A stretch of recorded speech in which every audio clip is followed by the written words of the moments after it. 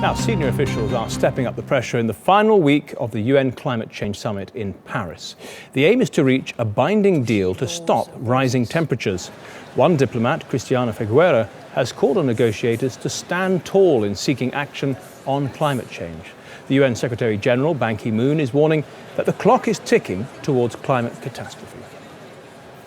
Well, I'm pleased to say we are now joined by Felipe Calderon. He's the former President of Mexico and the chair of the Global Commission on the Economy and Climate. Mr. President, thank you very much for joining us from Paris. Now, just tell us, you are a party to many of the conversations that we in the media or the general public don't know anything about. Can you tell us about the atmosphere there, the momentum towards a deal? Is it a good atmosphere?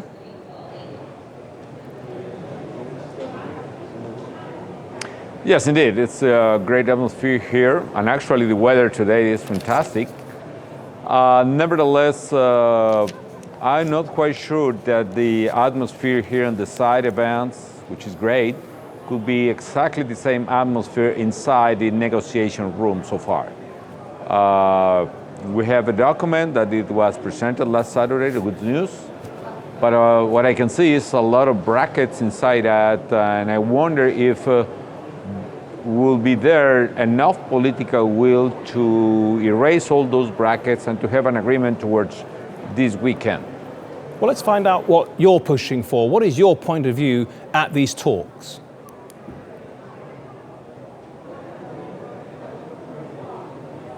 Well, of course, in order to get good agreement here in Paris, we need three things.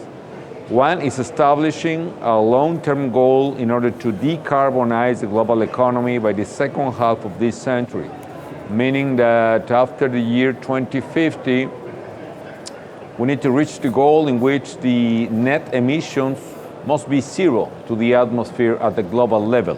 It's a quite ambitious goal, but it's needed.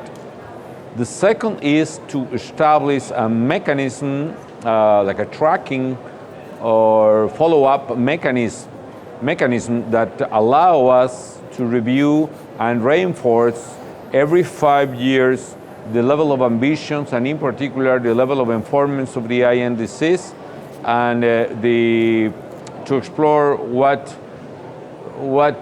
additional thing could be done. And the third one, a quite important one, it's a fair financial mechanism oriented towards support the less developed countries and developing nations to finance their own efforts in order to reduce their own carbon emissions. If we can get these three ingredients in the soup, if I can say that, in the final agreement, we can have a very good one. And of course, what we are saying is circumstances are so different country to country. The economic resources matter a lot. Around all those things, I would say, are the most important differences I'm seeing so far. Well, let's take one of those points that you mentioned, the idea of monitoring every 5 years. Do you think there's still enough cooperation at the conference so that certain countries who might be against such monitoring, perhaps China, do you think they will cooperate in the end and sign on to this monitoring?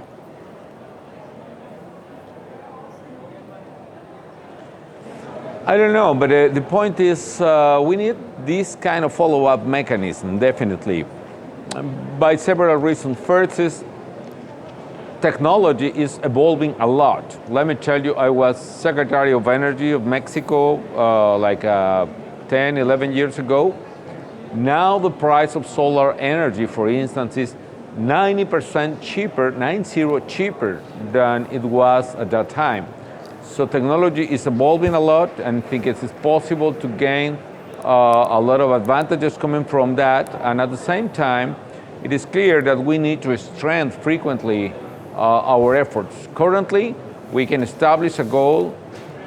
Clearly, it's not going to be enough in order to get what is required. But I'm very sure that in the time, countries will count with more information, more resources, and in that could provide better chances to improve our effort and the outcome, and of course to get the goal that we are looking for, which is, again, decarbonize the whole economy by the second half. We have quite a lot of ground to go over. So just briefly, if you would, just in the last two questions, your own country, Mexico, does have a strong oil industry. It's very important to Mexico. How is Mexico going to make sure that it reaches those targets? It's going to be tough, but Mexico was the first developing country presenting its own commitment, unilateral commitment to reduce carbon emissions in the whole world. And Mexico was the first country passing a low carbon emission law or climate change law in all developing countries and the second in the world. So Mexico really committed, has a lot of trouble, like a lot of poor countries. But I think my government and my people are doing their best effort so far to collaborate in order to mitigate emissions. Mr. President, just briefly, while we've got you here on climate change, if I could just ask you about what's going on in your part of the world, in Venezuela. We've seen the socialist government trounced at the Congress elections. What do you make of that transformation?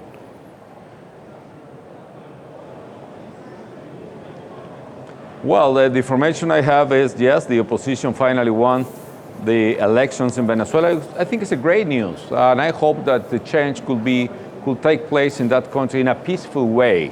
I think it's a quite authoritarian regime that has made an incredible disaster of the economy.